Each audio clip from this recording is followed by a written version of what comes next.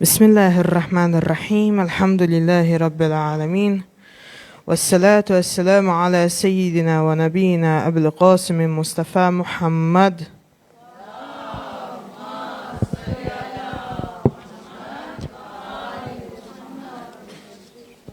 Em nome de Deus, o clemente e misericordioso, louvado seja Deus, o Senhor do Universo. Que a paz e as bênçãos de Deus estejam sobre o profeta Muhammad e sua purificada família. Bom, ontem a gente passou a aula número 1. Agora eu vou passar um breve resumo da aula número 1 para quem não estava aqui. E para quem estava também, para dar uma recapitulada, né? Então, a gente começou a aula número 1 falando dos tópicos que são tratados nas crenças islâmicas, né? Falamos que esses 3 tópicos são conhecer a Deus, conhecer o caminho para poder conhecer a Deus, e a escatologia, que no caso seria a ákhira, né? A vida após a morte. Depois falamos também da importância de conhecer a Deus, né? A gente falou sobre 4 importâncias, né? Que ela influencia a nossas motivações, e influenciando nossas motivações, ela acaba influenciando nas nossas decisões, e influenciando nossas decisões, ela acaba influenciando nossas ações. E nossas ações, elas determinam o estilo de vida que a gente vai ter, né? Como eu havia dito, a religião islâmica, ela não é só uma religião, mas ela é, sim, também um estilo de vida, né? E aí eu trouxe aqui 2 motivos, né? Eu falei que o primeiro motivo, né, da importância de conhecer a Deus, né? Falei que era evitar possíveis danos, e a segunda era a obrigação de agradecimento, né? Porque o ser humano, ele por natureza, ele é grato, né? Ele não que ele seja grato, mas ele gosta de agradecer. Então, se uma pessoa vem e me dá um presente, eu automaticamente sinto que eu tenho a necessidade de agradecer essa pessoa, né? Então, a questão de evitar os possíveis danos, né, seria a questão da razão, que a razão do ser humano, ela afasta qualquer tipo de dano para o ser humano. Então, o que isso significa? Isso significa que, se eu sou uma pessoa que eu falo assim, há a possibilidade de que Deus exista. Então, se há a possibilidade de que Deus existe, há a possibilidade de que as mensagens divinas sejam verdadeiras.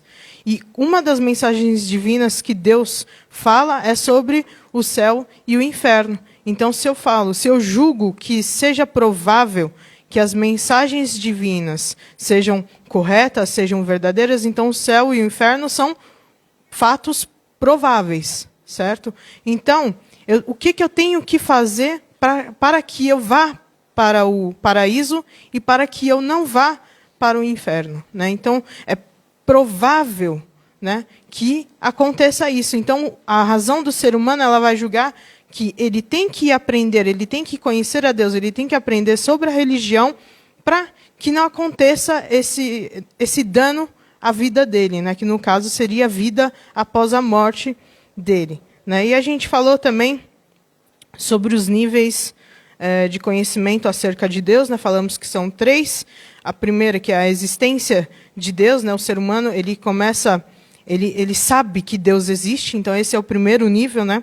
O segundo nível é conhecer a essência de Deus. Porém, a gente falou que conhecer a essência de Deus é algo que não é possível. Por quê? Porque Deus é perfeito, Deus é completo, porém o ser humano, ele é imperfeito, ele não é completo. Então, por isso, a mente do ser humano, por ser incompleta, não consegue entender, compreender uma coisa que seja completa. Então, a gente vai para o terceiro nível, né, para conhecer Deus, que seria os atributos de Deus. Então, eu posso conhecer Deus através dos atributos de Deus, né, que a gente vê no Alcorão, né, que ele é o poderoso, ele é o clemente, ele é o misericordioso. Então, através dessas características, desses atributos de Deus, a gente consegue conhecer a Deus. E aí eu falei, né, que a gente tem 3 caminhos. Na verdade, tem vários. Mas esses são os 3 mais importantes que a gente cita quando a gente está aprendendo sobre crenças islâmicas, né, que são caminhos que levam a gente a conhecer a Deus. Que o primeiro caminho, que é o caminho mais fácil, e o caminho mais perto, que é o caminho do coração, que é a fitra, porque não há necessidade de evidências, provas racionais ou presenciar experiências. Já o segundo caminho é o caminho da experiência, que a gente analisa com atenção as coisas que acontecem no mundo, né? E aí a gente percebe que esse mundo tem uma pessoa que está organizando, está ordenando esse mundo, né? E aí a gente começa a pensar, quem é esse ser? Né? Então é a primeira ligação ali que você tem com Deus, né? E o terceiro, que seria, no caso, o caminho da razão, né, que utiliza as evidências e provas aceitas pela razão humana. Daí a gente vai começar aqui a apresentar o que, no caso, é a segunda aula. Segunda aula, um momento. Aqui, segunda aula.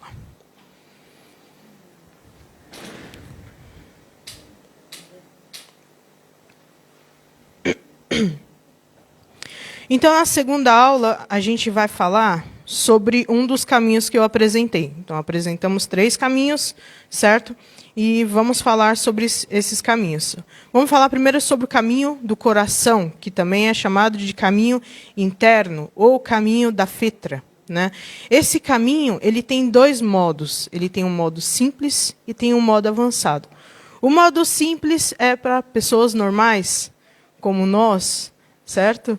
E já o modo avançado é para pessoas especiais, aquelas pessoas que a gente chama de místicos, que eles, com o olho do coração, enxergam os atributos, né, a beleza e a majestade de Deus, né, que geralmente são aquelas pessoas que chamamos de sábios, místicos, que eles têm uma relação muito próxima com Deus, que não é todo mundo que tem essa relação. São muito poucas as pessoas que têm esse tipo de relação com Deus. Então, por isso que a gente chama de modo avançado, né? E aí a gente vem falar sobre o significado da palavra fetra. Eu não vim aqui dar aula de árabe ou coisa assim, até porque eu não sei muito árabe, não. Mas a gente precisa ter um pouquinho ali de conhecimento da língua árabe para poder explicar essas coisas. Então, mais para frente, a gente vai ver o significado da palavra fetra de uma maneira mais profunda. Aqui, no significado literal, a gente vê que a palavra fetra, ela vem da palavra fatara, certo? Que significa dividir, criar, originar. As palavras em árabe, elas vêm de famílias, certo? Igual a palavra salam, ela é uma palavra ou a palavra salamat, todas elas vêm de uma família, certo? Então, a gente vê que a palavra fatara, a palavra fetrat, ela vem da palavra fatara. E o significado idiomático, né? A gente vê que o ser humano, ele possui características que são baseadas em sua criação, em sua fetra, né? Então, essas características, elas não foram dadas de fora, ninguém veio e deu para a gente. Não é possível serem adquiridas, ou seja, quando eu nasci, eu não sabia andar de bicicleta, depois eu fui aprender. É uma coisa que eu adquiri depois. Porém, a fetra, ela é uma coisa que já nasce na gente e morre com a gente. Todo ser humano possui, não é atribuído a tempo ou local. Então, aquela pessoa que mora lá no Brasil, com essa pessoa que mora aqui em Moçambique, por exemplo, elas têm fetra dentro delas, porque é uma coisa que faz parte da criação do ser humano. E não importa se é uma pessoa que viveu há 1000 anos atrás ou se é uma pessoa que está vivendo agora. Todo ser humano, desde o primeiro até o último, tem essa fetra dentro dele, né? E é uma coisa que ela pode ser enfraquecida, como eu havia dito ontem, mas jamais será perdida, né? Como assim enfraquecida? Às vezes a gente nasce numa família que não é uma família religiosa. E isso faz com que automaticamente essa fetra seja enfraquecida. Pode ser que aconteça alguma coisa na vida dessa pessoa que faça ela acordar, que faça ela despertar, que faça ela enxergar que existe um Deus, que existe uma religião, que ela tem que seguir alguma coisa, que ela tem que obedecer a algo, que ela tem que seguir ordens, né? Então pode ser que aconteça isso, né? Daí vem aqui, né, a questão da palavra, da origem da palavra, né, que a gente vai ver certinho o que significa essa palavra fetra, né, porque no português não tem como traduzir essa palavra com uma palavra só. Tem muitas palavras em árabe que a gente tem que traduzir com uma frase inteira para a gente poder tentar compreender o significado daquela palavra. Então, a palavra fetrat, ela tem o mesmo valor e mesmo peso da palavra fe'elat. Agora, não se assustem, tá? Não precisa saber muito isso. Isso aqui é só para uma introdução para me chegar no exemplo final que eu quero dar para vocês. E aí lá vocês vão entender. O valor e o peso da palavra fe'elat indica tipo, qualidade e modo de formação ou criação. Então, por exemplo, se eu pegar a palavra, o verbo árabe, jalasa, que significa sentar, se eu pegar essa palavra e colocar ela no mesmo valor da palavra fe'elat, eu não vou ter mais jalasat, eu vou ter a palavra jalsat, que vai ser igual à palavra fe'elat. Tem o mesmo valor e tem o mesmo peso. E aí, o que significa isso? Jalasat é sentar. Jalsat é uma maneira especial de sentar, uma maneira específica de sentar. Então, a palavra fetrat, que vem da palavra fatará, ela é uma maneira especial de criação. Então, o ser humano, a criação dele é uma criação muito específica. Ele é o ser mais perfeito que Deus criou. Então, por isso que a gente fala que o ser humano, ele é melhor do que os animais, melhor do que os anjos até. Por quê? Porque os anjos, eles foram criados, a criação dele não deixa eles fazerem coisas ruins. Então, por natureza, eles não fazem atos ruins. Porém, eles não têm o livre-arbítrio, entendeu? Então, mas o ser humano, ele tem. Então, quando o ser humano consegue lutar contra si mesmo, para fazer boas ações, quando ele luta consigo mesmo para escolher o caminho certo ao invés do caminho errado, isso mostra o quanto ele é um ser elevado. Já o anjo, ele não consegue escolher, ele só consegue escolher o que é certo. Entendeu? Então, de forma automática, ele só vai fazer o que é certo. Já o ser humano, não. Então, por isso que o ser humano, na questão da criação dele, ele é tão especial. Daí a gente vem aqui, né, novamente, as características, né, da fetra. Não é possível serem adquiridas, não há necessidade de aprender, são comuns em todos os seres humanos e não podem ser perdidas, porque é forte e estável, embora possam ser enfraquecidas. Daí, eu queria fazer a tradução dessa palavra, fetrat. Aí eu pensei, eu acho que é essência. Depois eu pensei mais um pouco, eu falei, não, é natureza, a natureza do ser humano. Mas aí eu vi, pesquisando, que essas três palavras, elas são diferentes umas das outras. E aí, por isso, eu vim trazer aqui a diferença entre essas três palavras. A natureza, ela é sobre as características dos seres inanimados, ou seja, água, planta, seres que não têm alma, certo? Então, quando eu falo sobre água, eu sei que a água é molhada, porque é da natureza da água ser molhada. Ela não é seca. Se eu falar assim que a água é seca, você vai falar, desculpa, mas você acha que está com algum problema, porque a água não é seca, a água é molhada, e todo mundo aceita isso, certo?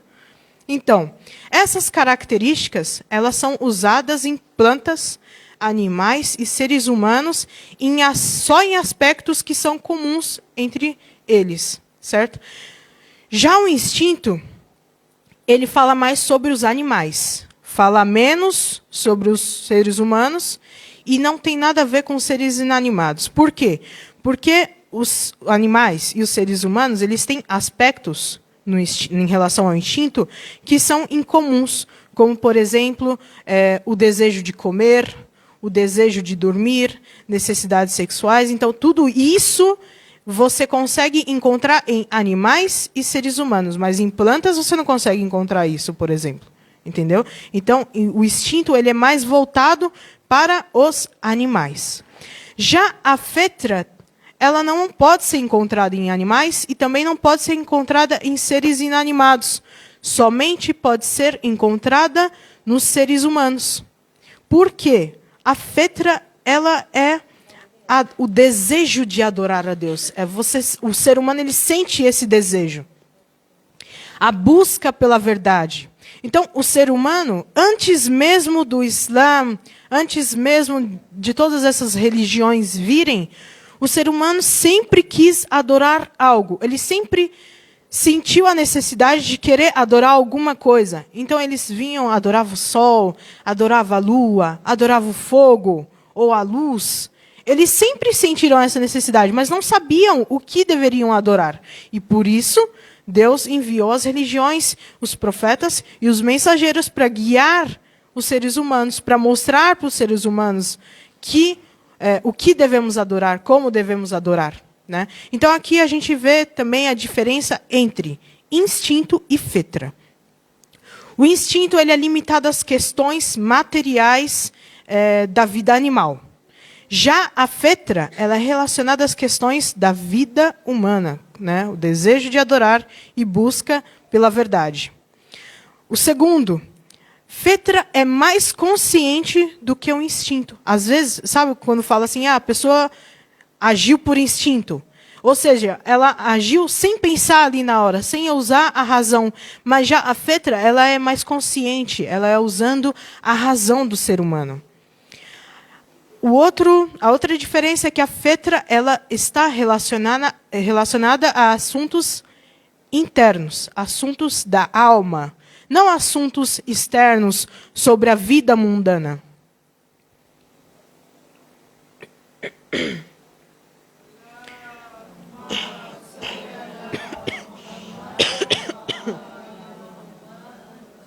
Então, aqui eu dividi a fetra em 3 categorias. Porém, a gente só vai trabalhar com 2, porque a habilidade ela é uma coisa assim, muito mais profunda.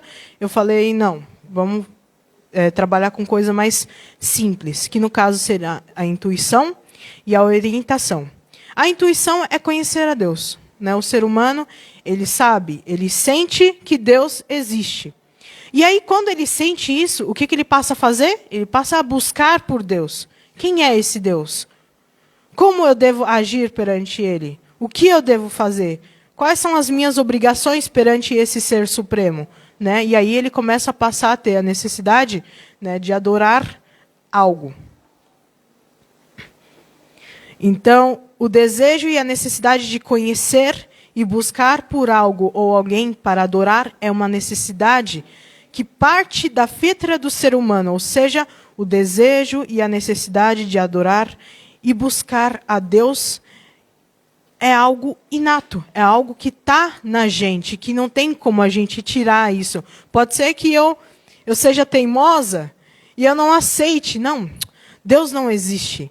Mas um dia, essa pessoa, pode acontecer qualquer coisa na vida dessa pessoa, ela vai entender que ela necessita de um ser que seja supremo, que possa suprir suas necessidades, tanto materiais quanto espirituais.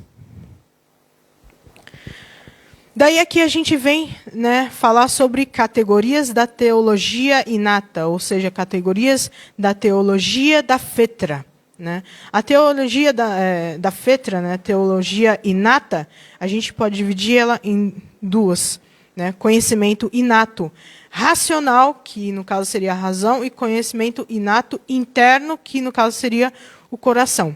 O conhecimento inato racional, não há necessidade de provas, pois a própria razão julga, sem que seja necessário pensar muito sobre a existência de um ser supremo ilimitado nesse mundo limitado. Então, como o mundo é limitado, ele necessita de um ser ilimitado para que possa suprir suas necessidades. A chuva, o sol, a lua, o dia, a noite, todas essas coisas são coisas que são ordenadas por Deus. Já o conhecimento inato interno, né, que seria o caso o coração, o ser humano, através de sua essência, ele sente a necessidade de adorar a Deus, né? Então a gente já falou, né, sobre as características da fitra, né, que não pode ser obtido, não pode ser recebido, faz parte de sua criação. E o ser humano, ele negligencia a Deus por motivos mundanos. Então, quando a esperança é perdida, percebemos através de nossa essência que existe alguém que pode nos dar esperança e somente Ele pode nos salvar. Aí eu separei aqui um dito muito famoso do Imam Sadiq, o sexto imam, que Allahumma salli ala Muhammad wa ala Muhammad.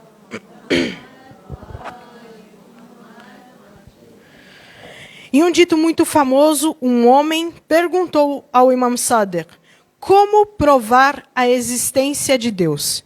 E aí o Imam Sadiq perguntou ao homem, você já esteve em um barco? Ele disse sim. E o Imam Sadiq perguntou, o vento estava de tal forma que você sentiu medo do barco afundar? Ele disse sim. Aí o Imam Sadiq perguntou novamente, você perdeu suas esperanças no barco e nas pessoas que estavam dentro do barco para poder te salvar? Ele falou que sim, que ele não sentiu nenhuma esperança, que ele sabia que nenhuma daquelas pessoas ali podiam salvar ele, e nem mesmo o barco. E aí o Imam Sadiq perguntou, você procurou por algo ou alguém dentro de você no qual poderia te salvar dessa situação? Ele disse sim. E aí o Imam Sadiq respondeu, este é Deus. É aquele que você, quando não tem mais nenhuma esperança, você se agarra nele. E você sente ele. É igual uma pessoa que quando está dentro de um avião e o avião começa a balançar, a primeira coisa que ele pensa, a primeira coisa que ele fala é, ai meu Deus. Pode até ser que essa pessoa não acredite em Deus, mas ela vai falar isso. Entendeu? Então, isso é Deus. É aquilo a quem você prende as suas esperanças. Você não consegue ver, mas você consegue sentir Deus. Então, isso é o que é Deus, né? É muito importante a gente saber responder essas perguntas de forma simples, de forma fácil, simples de compreensão para qualquer tipo de pessoa, né? Porque é o que a gente acredita em Deus, a gente tem que saber responder, será que Deus existe? Se Deus existe, será que é um só ou são vários?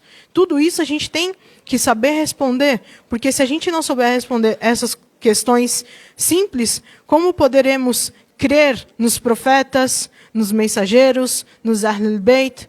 Então, primeiro, temos que fortalecer essa relação com Deus, fortalecer o nosso conhecimento em relação a Deus, para depois a gente pular de degrau em degrau e ir evoluindo, até chegando nos profetas, os mensageiros e os Ahlul Bayt.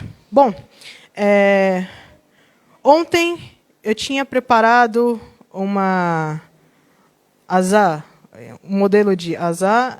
Muitas pessoas parece que gostaram. Eu preparei outro.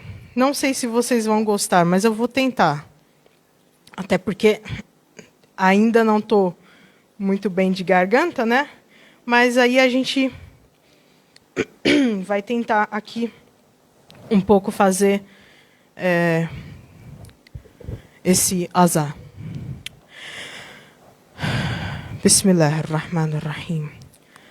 Assalamu alayka ya Aba Abdillah. Assalamu alayka ya Ibn Rasulillah. السلام عليك يا ابن أمير المؤمنين وابن سيد الوصيين. السلام عليك يا ابن فاطمة الزهراء سيدة نساء العالمين. السلام عليك يا ثار الله وابن الثارح والوتر الموتور. السلام عليك وعلى الأرواح التي حلت بفنائك. عليك مني جميعا سلام الله أبدا ما بقيت وبقي الليل والنهار يا أبا عبد الله.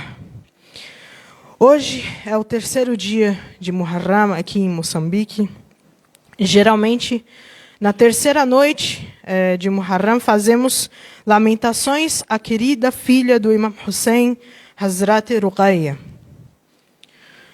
E aí eu fiz uma pesquisa e vi que um homem conhecido como Mullah Saleh Barakani, um dos grandes estudiosos xiitas da cidade de Qazvin, no Irã, ele cita que quando o senhor dos mártires, Hussein alayhi salam, quis ir ao campo de batalha, ele beijou sua filha de apenas 3 anos de idade.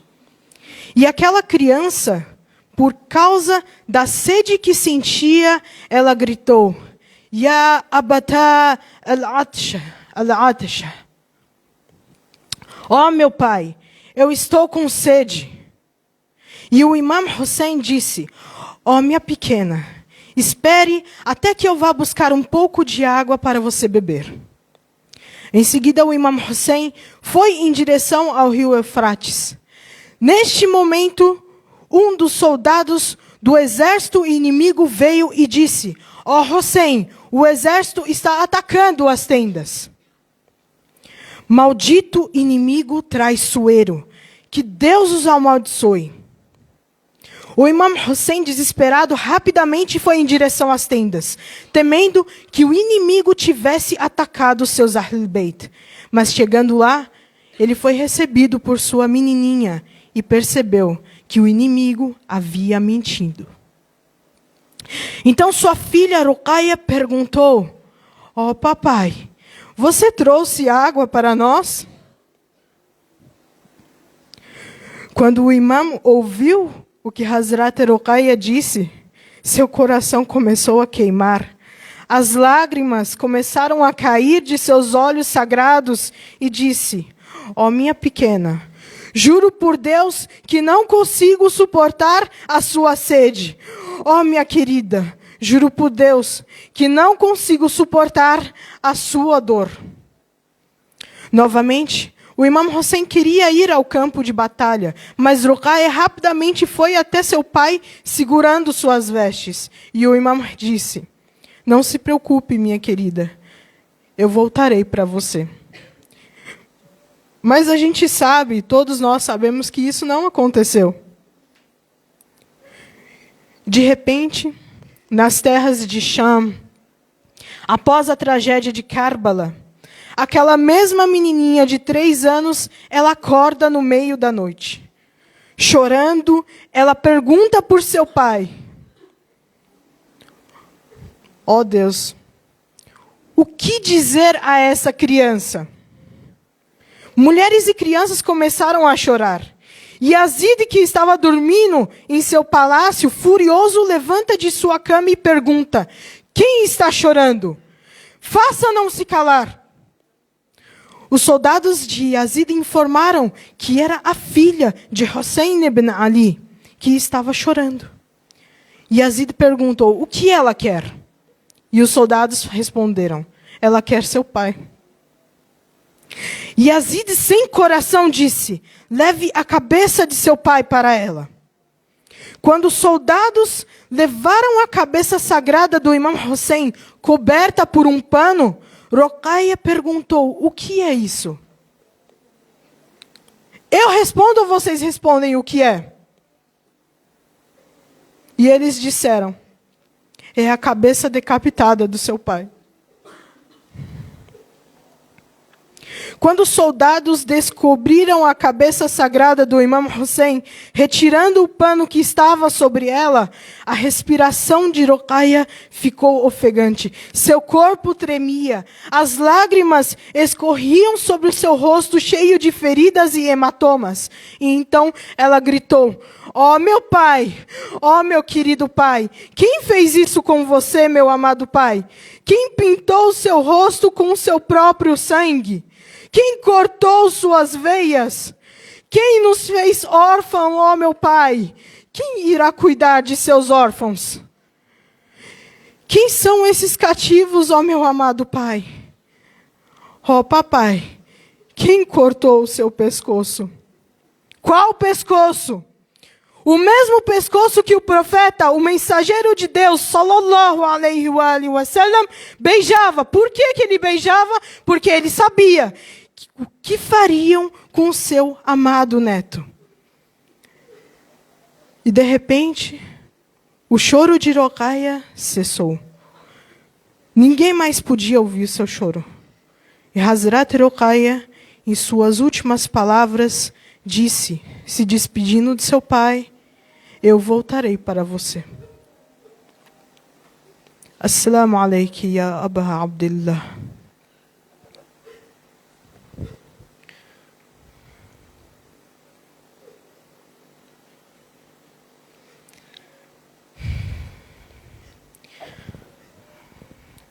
Vamos enviar um salawat para a alma desta pequenina menininha, filha do Imam Hussein, que tinha apenas 3 anos,